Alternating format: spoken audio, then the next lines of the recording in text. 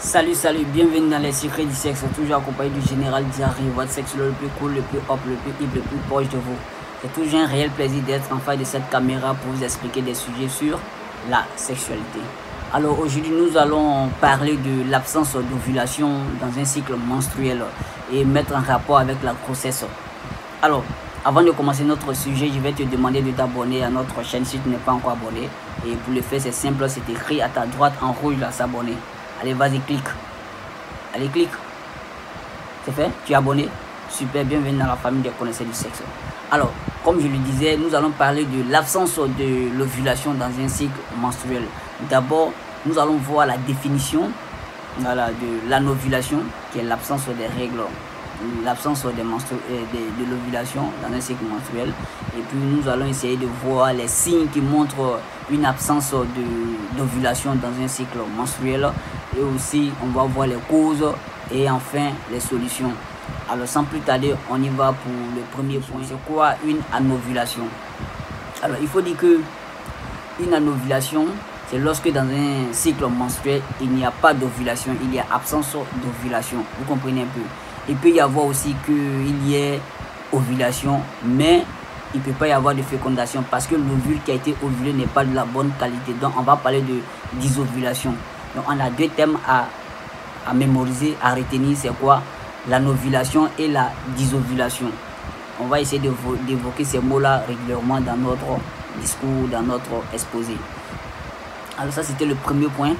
Alors, le deuxième point, les signes qui montrent une anovulation ou une disovulation. En tant que femme, une femme qui a des rapports réguliers,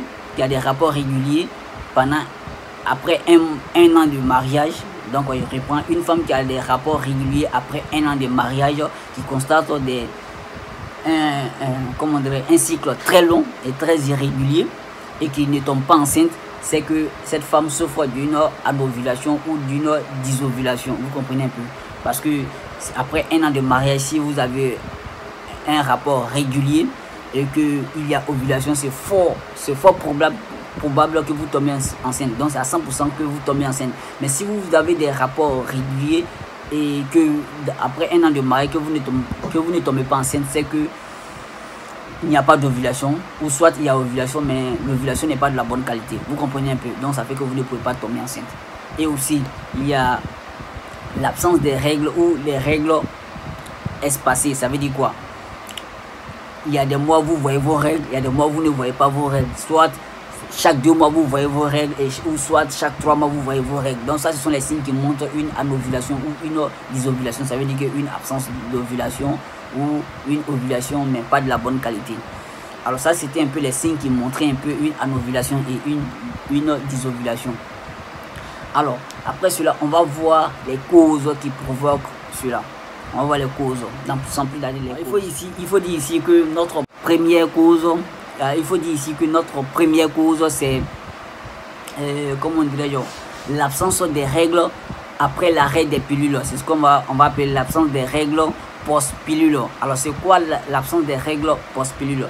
C'est lorsque, après l'arrêt de votre pilule contraceptive, vous ne voyez plus votre règle, ou soit vous avez des règles troublées, un cycle troublé, un cycle très long, irrégulier.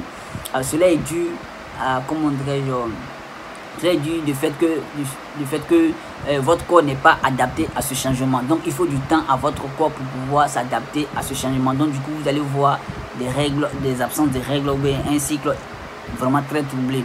Donc il faut au moins 3 ou 4 mois, ça dépend des femmes, 3 ou 4 mois à votre corps pour pouvoir s'adapter. Alors ça, c'était les causes liées à l'arrêt des pilules. Après ça, on a comment dirais-je, le syndrome, des ovaires polykystiques. Le syndrome des ovaires polykystiques, c'est quoi? C'est lorsque les kystes se fixent sur les follicules, qui va empêcher la croissance des ovocytes. Alors, les ovocytes, ce sont les ovules que l'ovaire expulse lors de l'ovulation pour qu'il y ait fécondation. Donc si les kystes se fixent sur les follicules, donc cela va ralentir leur croissance. Donc du coup, souvent pendant votre règle, il n'y a pas d'ovulation parce que les kystes vont empêcher l'expulsion de ces ovocytes, ou soit il peut y avoir expulsion des ovocytes, mais ces ovocytes n'ont pas atteint leur maturité, donc du coup il ne peut pas féconder, donc du coup il n'aura pas d'ovulation, de fécondation. Donc s'il n'y a pas de fécondation, donc du coup pas de grossesse, donc ça mérite une consultation. Donc si vous remarquez ces genre de choses, absence de règles, tout ça, des troubles de règles, consultez un médecin pour voir la cause. Alors après le syndrome des ovaires polykystiques, on a la ménopause précoce ou l'insuffisance ovarienne primaire. C'est quoi l'insuffisance ovarienne primaire? Alors il faut dire que c'est comment dirais-je, c'est lorsque les femmes qui n'ont pas encore l'âge de la ménopause ont des absences de règles. Ça veut dire quoi? Qui souffrent de la ménopause précoce. Ça veut dire quoi? Normalement l'âge de la ménopause c'est de 45 ans et plus. Mais si vous êtes en dessous de 45 ans, ça veut dire 40 ans, 35 ans, que vous ne voyez pas vos règles, vous avez des sécherelles vaginales, tout ça là. Donc du coup, c'est le moment de consulter un médecin. Ça veut dire que ça peut être le signe de, comment on dirait, une insuffisance ovarienne primaire ou la ménopause précoce. Donc ça mérite une consultation. Donc allez-y voir un médecin pour faire une consultation. Ok. Alors, après l'insuffisance ovarienne primaire qui est la ménopause précoce, on a les causes liées à la maladie. C'est quoi? Il y a des maladies qui peuvent provoquer des troubles au niveau de notre règle. Par exemple, l'insuffisance rénale, le diabète, le syndrome de Cushing et bien d'autres. Donc ces maladies peuvent provoquer une anovulation ou une dysovulation, c'est-à-dire absence d'ovulation ou une dysovulation qui est une ovulation mais pas de la bonne qualité. Donc si vous remarquez, si vous avez ces maladies-là, allez-y les soigner. Ok. Après cela, on a une cause qui est liée à une sécrétion excessive de la prolactine qu'on appelle hyperprolactinémique. Donc l'hyperprolactinémique c'est quoi?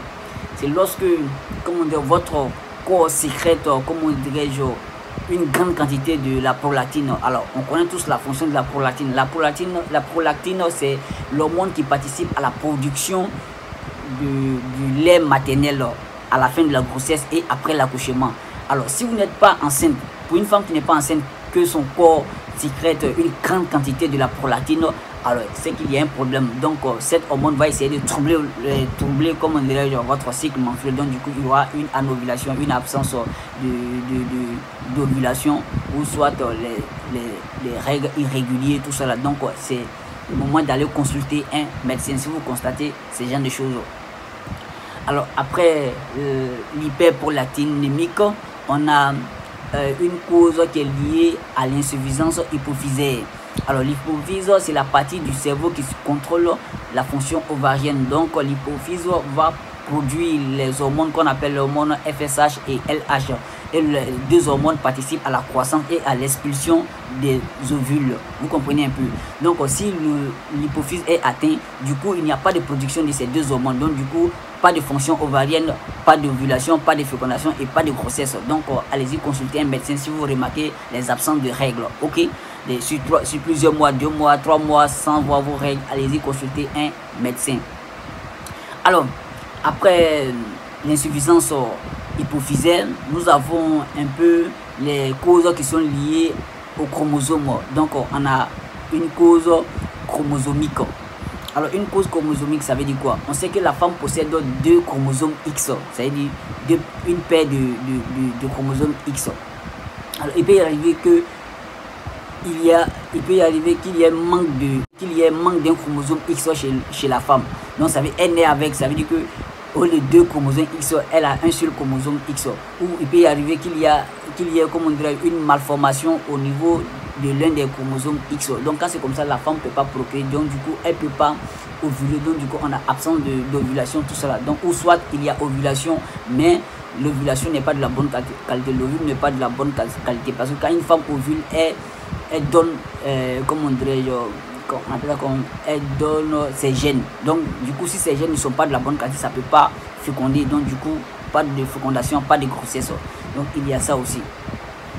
Alors ça, c'était un peu les causes qui sont liées à notre anovulation et aux dysovulations. Alors ici, on va aborder les solutions. Ici, les solutions dépendent des causes. Donc pour pouvoir trouver une solution, il faut trouver la racine, il faut trouver la cause de la maladie. Par exemple, si c'est une cause qui est liée à une excessivité la production de la prolactine. Du coup, on va essayer d'injecter dans le corps de la femme des produits inhibiteurs de la production de la prolactine. Ça veut dire que ces produits vont venir arrêter la production de la prolactine. Donc du coup, l'équilibre va être établi. Par exemple, si c'est une cause qui est liée à des maladies comme le diabète, l'insuffisance rénale, le syndrome de Cushing, alors il suffit de soigner ces maladies et puis l'équilibre est établi. Donc la solution dépend des causes. Donc du coup, on ne peut pas dire quelles sont les solutions pour soigner ça. Non, il faut aller faire une consultation. Après consultation, maintenant on vous dit maintenant quelles sont les causes et puis maintenant on trouve des solutions. C'est comme ça. Ok. Alors j'ai été ravi de faire cette vidéo. J'ai été ravi de faire cette vidéo. Et c'est vrai que c'est un problème qui touche la majorité des femmes. Et on sait aussi que plusieurs femmes souffrent d'une infertilité. Donc c'est le moment de partager cette vidéo afin que ça puisse aider vos soeurs, vos mères, vos grandes soeurs. Vous comprenez un peu. Voilà, vos amis aussi. Donc partagez la vidéo. Et puis likez la vidéo pour me soutenir. Et aussi j'ai été ravi de faire cette vidéo. Bisous, je vous aime.